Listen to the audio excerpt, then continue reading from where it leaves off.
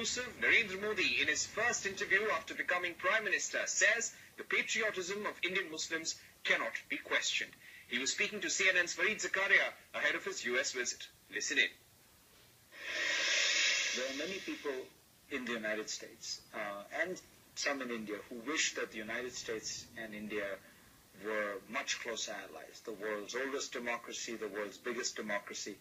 But somehow that has never happened, and there have always been these frictions and difficulties. Do you think it is possible for the United States and India to develop a genuinely strategic alliance?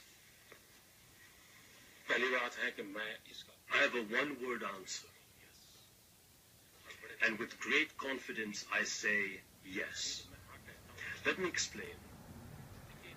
There are many similarities between India and America. If you look at the last few centuries, two things come to light. America has absorbed people from around the world, and there is an Indian in every part of the world.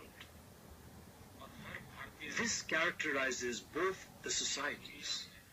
Indians and Americans have coexistence in their natural temperament. Now, yes, for sure there have been ups and downs in our relationship in the last century. But from the end of the 20th century to the first decade of the 21st century, we have witnessed a big change. Our ties have deepened. First decade of 21st century. India and the United States of America are bound together by history and by culture. These ties will deepen further. So far in your contacts with the Obama administration, you've had several cabinet members come here. Do you feel that there is a genuine desire from Washington to try to upgrade the relationship with India substantially? Relations between India and America should not be seen within the limits of just Delhi and Washington. It's a much larger sphere.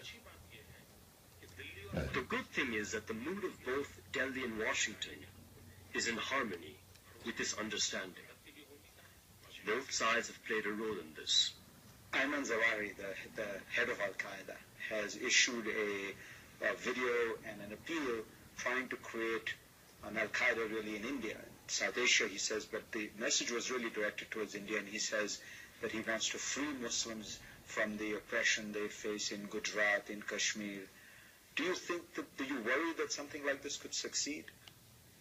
My understanding is that they are doing injustice towards the Muslims of our country.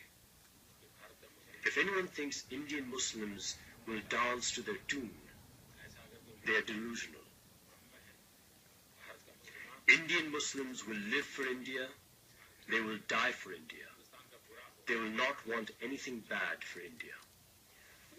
Why do you think it is that there is this remarkable phenomenon that you have 170 million Muslims, and there seem to be almost no or very few members of Al-Qaeda, even though Al-Qaeda is in Afghanistan, and of course there are many in Pakistan.